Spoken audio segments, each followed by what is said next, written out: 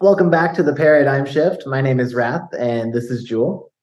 We're going to continue our discussion today with Steve Madison's The Musical Theory of Existence, Hearing the Music of the Spheres. We're picking up a subchapter this time called The Non-Phenomenon. Schopenhauer wrote, "Music, since it passes over the ideas, is also quite independent of the phenomenal world, positively ignores it, and to a certain extent could still exist even if there were no world at all, which cannot be said of the other arts." And then Madison says, "This can't be strictly true. What would music be without space and time?" And that's an amazing observation. That's a great question because, what would music be without space and time? It wouldn't be the music that we understand, that we know and love.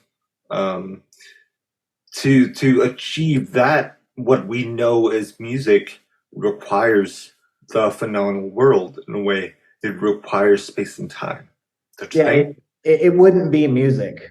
I No. don't think. Yeah, because we need to experience the sound, which requires space and time, literally, for the wave to move through time and space, for us to hear it or process it emotionally, we would Yeah. actually it would cease to be music if it weren't literally played. Because if you think about it, it's like sense organ activity is what is going on. Whether it's your actual ears to hear the sounds, or its vibrations, you're still sensing in some way. So, in order for it to hit us like music does, to affect us in that way, we have to experience it using the senses somehow. If you Yes. think about, like like a waveform of a song or something like that, like a 3 minute song, you would see maybe on SoundCloud or something, like presented as a wave. It's like all of the wave frequency information contained within that song. And to look at that is very interesting. It's cool to see. You can also um, get an idea of the dynamics present in the track itself based on that waveform.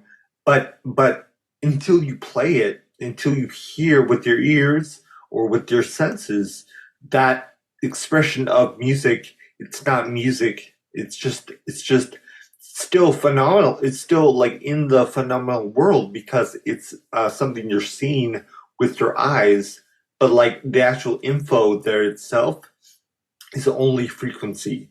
It's a collection of information that, tell me if you agree. Mhm. Frequency is the area where we can have like concepts, where we can conceptualize the components of music, of what goes into it. But in order to experience it, we like, it's not a conceptual thing. It's a sense organ thing, and ultimately it's an emotional response. Yeah, the like the information, like for like a SoundCloud wave, that's just data. And the wave that we're looking at, that's a visual representation of the data, but without it actually coming out into the physical world, it's just data, much like your own thoughts. You know? Right. Yeah. So for Schopenhauer, it was in the realm of Plato's forms. And it says here, Plato's ideas pre-exist the material phenomenal world and serve as its design archetypes. They are not in space and time. Music in itself, prior to its expression in space and time, seems for Schopenhauer to stand alongside the ideas and independently of them. It's an emotional counterpart to the intellectual ideas. And I can see how Schopenhauer would arrive at this. For his time, it's brilliant for his time to conceptualize it this way. But nowadays we have what are called digital audio workshops, or DAW for short, and yeah, speakers, and we can literally press a button and see the wave come out of our speaker, or look at it on a screen and even change the form of the wave. Mhm. Um, So to kind of show that we have data and then we have the physical expression of that data, I think Jewel, you have a example for us. Cool. Yep. So yes, I just wanted to illustrate, if possible, like kind of like what you were saying, we have tools at our disposal now, that we can use to get a better understanding both of music itself, the different frequencies that we are dealing with, um, and also, we can like have different ways of visualizing the same information, and that can help us achieve, whether it's like a greater mix or like just a better sound we produce. We can use those tools. It also shows us it's easier for us to realize that, music itself is a thing of space time because we have these tools. So, like, just this might be something interesting to look at. So, like, these green things over here you see, these are what we call MIDI data. And MIDI stands for Musical Instrument Digital Interface, I believe. Yes. And the thing about MIDI that I think some people misunderstand, possibly, is that it's not music itself. There's nothing musical about MIDI data. Um, it's information that you then feed into a musical instrument or a virtual instrument in this case that produces sound. But if we look at this right here, these chords, and by the way, you should be able to see this is our previous example, um, the doo-wop example from what was it, video 3, I Mhm. believe. This is the same example, but we're just looking right now at the chords themselves, and one aspect of this, and this right here, these like notes that you see painted right here, these are not music itself. This is the information that is being reproduced by the sound of piano. You can see there. So just to illustrate this, I thought it would be cool. We have the chords soloed right now. So with everything as is, just to play it,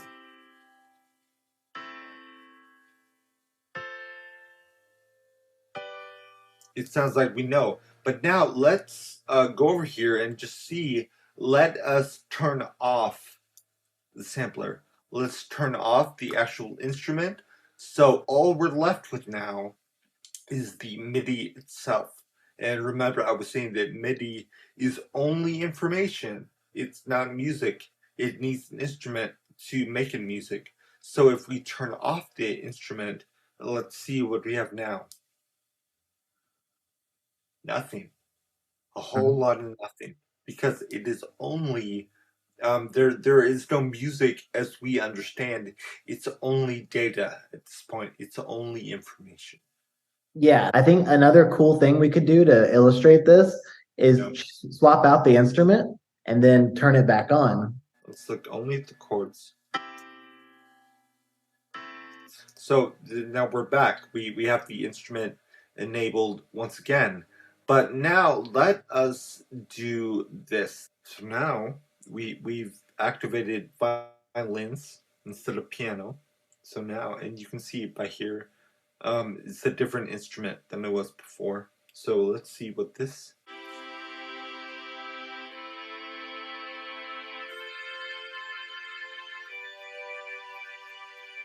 So yeah, we have an entirely different sound, but nothing in the MIDI data changed at all. It remained the same, and all we did was change out the instrument. Yeah, the Once again, information, the data that tells the instrument what to play is exactly like in the pianola. It's the pieces of paper that tells the pianola what to play. correct. Yes. That's a great way of putting it. Yeah, yeah, I think that's a good demonstration of the fact that the information that makes the music, like the score, if you were to write it, this is the same thing, and it's not music until it's expressed or played by a program or a person. It's just information before that. So yeah, to go back to the point, it ceases to be music if it's not being expressed. Yeah, if it's not being acted on, if it's not playing out in space and time in some way, shape, or form, then it's like nothing. It's Yeah, just info at that point. yeah, it's just data. For Plato, ultimate reality comprised perfect, immutable, eternal forms, capped by the or ideas, capped by the form of the good, capable of being apprehended by the intellect. For Schopenhauer, ultimate reality comprised total subjectivity, the will, which could objectify itself in two first order ways, as Plato's ideas for the intellect and as music for the emotions. What we use to make music is, frequencies, and those frequencies have their existence independently of whether or not we're making music. That is true. But then it's not music, though. Like I wouldn't call that music. No, Yeah. Um, certainly not. It's certainly not music as we know it. Like as right, we right, conceive of music, right, it wouldn't be called music. It would just right. be like we were saying. It would just be data. It would just Yes. be information at that point. Yeah, the fact is this frequency exists along a spectrum of frequencies, Yeah. but it's not music until you pluck it out of the air and arrange it over time. All of Schopenhauer's claims regarding the power of music revolve around the notion that music is as real as Plato's ideas and has the same rank of importance. If the ideas produce the observed world of things, music produces an unobserved world of compositions which the greatest composers can most brilliantly reflect. In these terms, composers are not so much producing music as channeling or transmitting pre existing musical structures. The more the music moves us, the more it has captured the musical archetypes. Yeah, that's really good. I think, if it's like if you're a songwriter or you're, just dabbling even on an instrument or a DAW, if you take like the most common chord progressions, which we have identified as musical archetypes, and you start with that as your foundation, whatever your end result's going to be is going to be much more moving and appealing to your whoever listens to it, because you're working with these structures that we know work, like these chords moving in this certain arrangement. It's like taking basic shapes and moving them and progressing them in a way that is universal, Yeah. at least for the human experience. Well, yeah, I mean, that is like a whole thing about learning and identifying intervals in music theory. And like these things, these relationships, they're powerful and they work for a reason. So, like, when you get more into progressions, like we talked about so far, like the 1 6 4 5 for doo wop, things like that. Those are I want to say tropes. Like you have like narrative tropes in like film where it's like if you've seen a horror movie and like the final girl breaks out of the house and like finds a cop on like the old road and the cop is like, "Oh, don't worry, everything is gonna be fine. You're safe now." Like and all that stuff. Like, what do you think is gonna happen next? The killer is gonna pop up and kill the cop because like that is a trope. We've seen it before and it works. It works in the narrative and it works for like building tension and like all these different things. So I think of it sort of the same way for music, in a certain aspect. Some of these progressions could be considered tropes, but they are tropes for a reason because they work. They're popular for a reason because they are mathematically sound in terms of their intervals. So I don't. I agree with what you're saying completely, but like the way I look at it though is that that can like go wrong too. I think that like people can over over identify maybe Yeah. with certain like tropes or archetypes and like rely too heavily on them, where it becomes this sort of paint by numbers kind of thing where it's like, oh, we're doing this, and like how many times have we heard that before? Yeah, we're Yes. going through the same motions, and it's like it's boring, and it's this is where you get like like corporate consumer based Yes. products. Like they're not interested in pushing any boundaries. They Yes. only want what is known and what is safe and things like that. So to avoid that, to avoid becoming paint by numbers, you shouldn't be afraid. Learn these things for yourself. Learn these ideas of music theory. Then add your own spin on things. There could be a really good song or composition you make that relies on a well-known chord progression like um, minor one chord, and major four, which is the Mixolydian. A lot of Pink Floyd in Dark Side of the Moon, they use that as well. So it can be whatever you want. You could have an entire song that uses only one chord progression, but if you make it your own, if you do enough interesting things, that is fine. That is great, you know? Yeah. So, I think yeah, that's like, yeah, go ahead. I think that's, so if a musician or a composer were to take these existing structures, the listener will respond more emotionally to them. But what makes, and that's like the ground level as an artist, and then what makes you unique, or what makes your music stand out and better than just a generic structure, is when you alter those structures, those existing, structures or tropes. So instead of, if your progression calls for a minor fifth, and you make it a major fifth, Yeah. now you've done something more interesting and unexpected. And so what you have is your listener goes, oh yeah, this is the good stuff, it's what I like. And then it does something unexpected. Now it's interesting and it stands out. And Yeah. now you're starting to really make art that impacts people, because you've changed a pre-existing structure, but you stuck to the structure enough to where it's acceptable.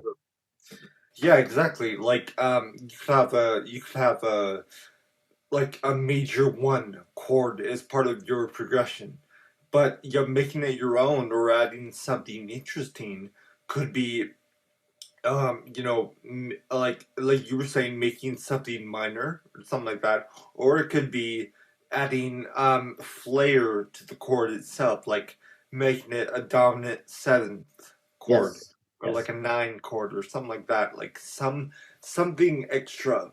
Because if it's only bare bones paint by numbers, that's not to say it can never work, but it's the likelihood of it being boring and like uninteresting and bland, generic, is extremely high.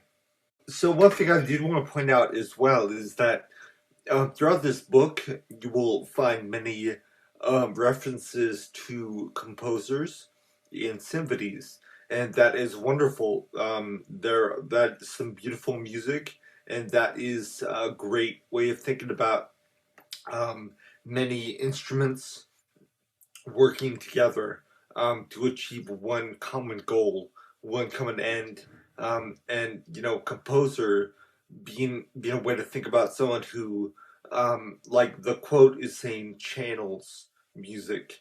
But I just want to point out for anyone watching, that may be involved in music in some way, that that a composer for like a classical piece writing for orchestra or something like that is one thing. That's one expression. But also, in addition to that, you can be a songwriter in a rock band.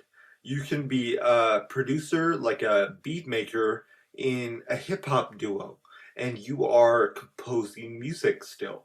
So I just don't want it to be um, exclusionary in that regard. Like, I mean, there are many different ways to compose music. Yes. Yeah, a person with their guitar is still going to be channeling musical archetypes, and you're still working with the same rules. It doesn't change just because you're working with the symphony orchestra. No. Yeah. And this concept of channeling as opposed to producing music, and I'm not saying like producing in the sense of what you do in like a DAW or like as a producer or a beat maker. I mean producing music in the sense of like making music.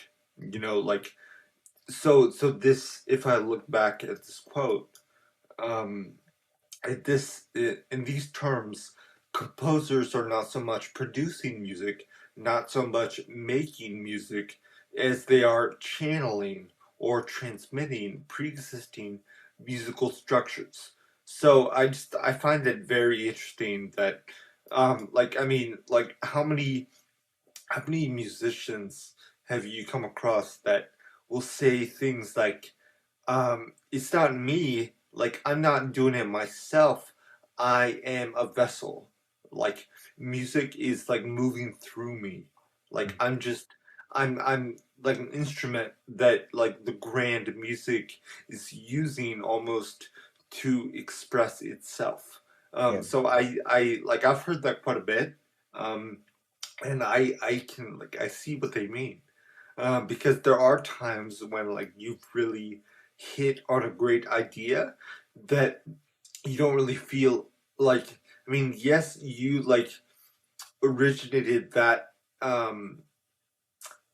whether it's progression or some sort of like arrangement of notes or that pattern or something like that.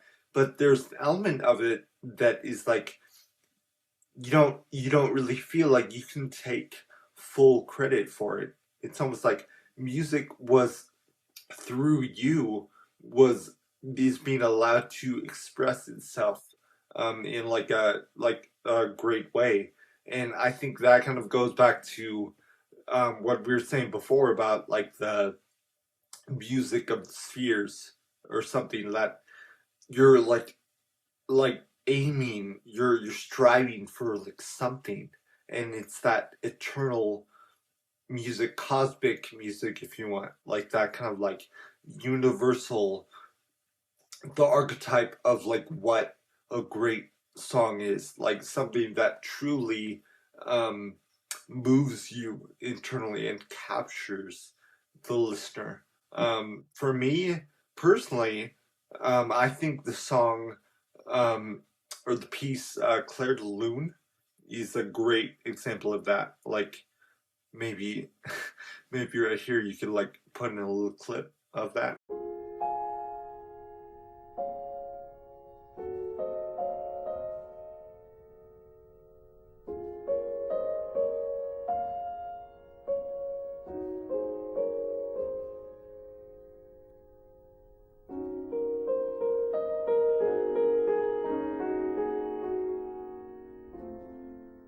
I just think it's so like powerful, and that beyond any shadow of a doubt, in my view, really like captures something eternal, and it captures something internally, like it moves us internally, but it seems to grasp it's something cosmic or something greater than ourselves, if that makes sense.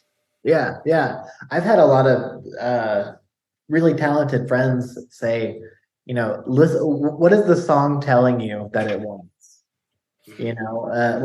Like you are not the originator of this chord progression. Sure, you're playing it, but like listen to, like, ask the song what notes to put.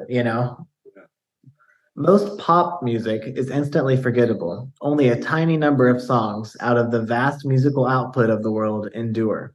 They have transcended their particular time and touched something deep and raw, some primordial power. They have a numinous quality. In a real sense, they are awesome. That's why the very greatest musicians can hold so many people spellbound. They are sorcerers.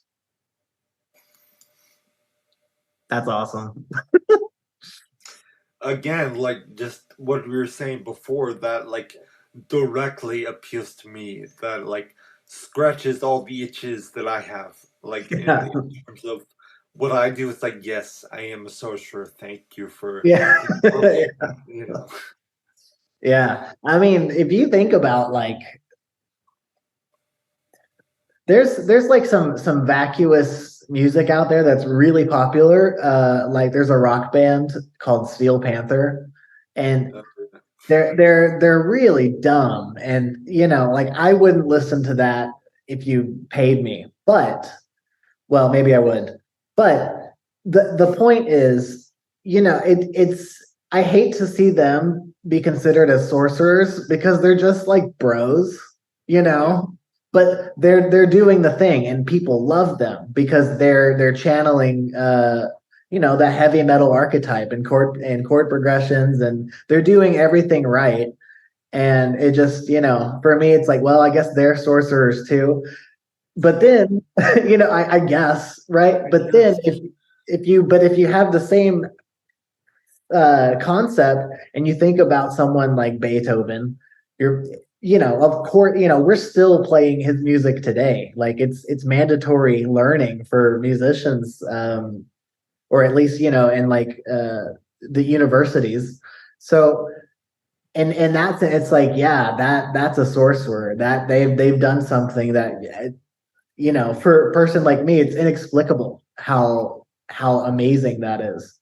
yeah. Uh, yeah, but it goes both ways too, where I can't believe people like, Steel Panther or sorcerers. Like I can't. Well, yeah, you have this sort of like you have things like Steel Panther or like Poison or something that is like,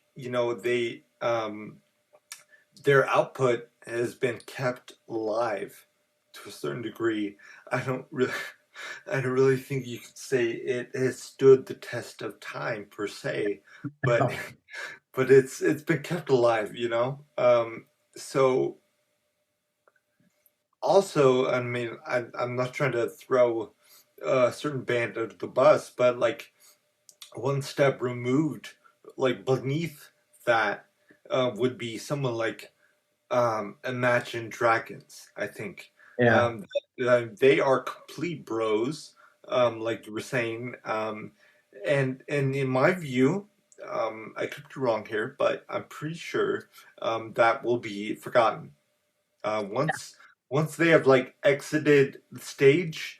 No one is gonna be like bumping Imagine Dragons anymore, and like I would say good riddance. Um, yeah, no, but someone like that though is like I think they have like upwards of several billion views on Spotify. They are enormously popular, yeah. so they are effective, no doubt.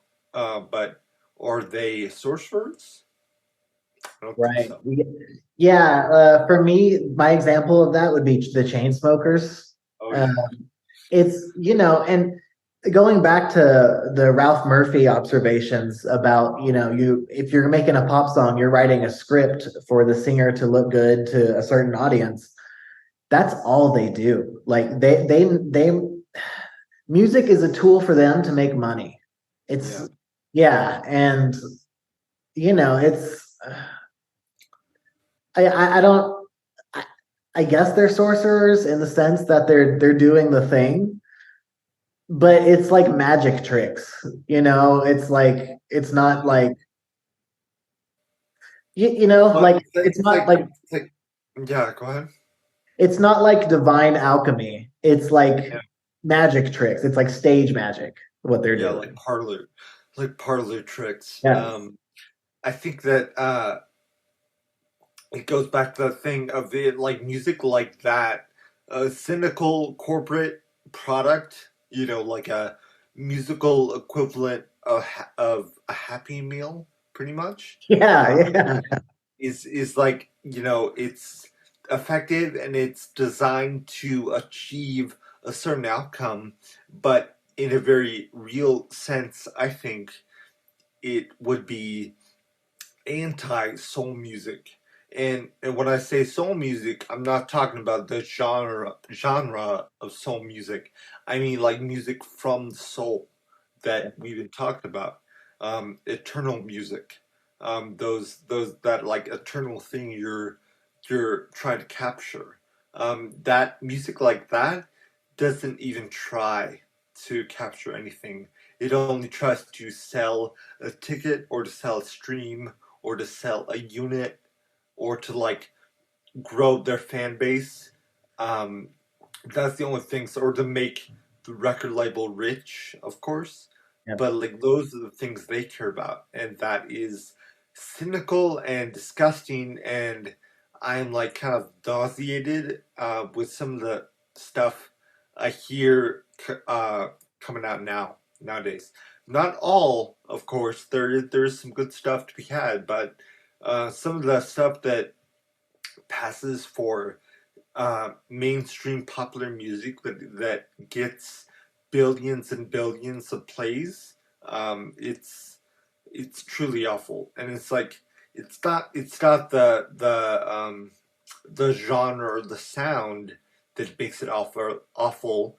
It's the lack of meaning, the lack of like any sort of uh what you say here.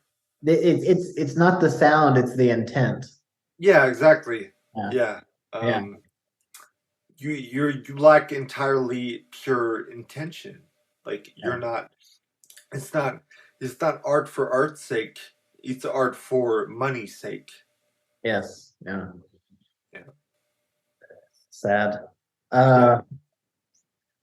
Uh, that was an awesome conversation. We were just discussing the ideas in Steve Madison's The Musical Theory of Existence, Hearing the Music of the Spheres. This chapter, again, is called The Non-Phenomenon. I want to thank everybody for watching. Please like and subscribe. Leave a comment down below. Tell us what you think. Are there any bands you consider vacuous, or are there any bands that you consider truly amazing, true sorcery? Let us know in the comments, and we'll see you next time. Thank you so much for watching. Have a good day.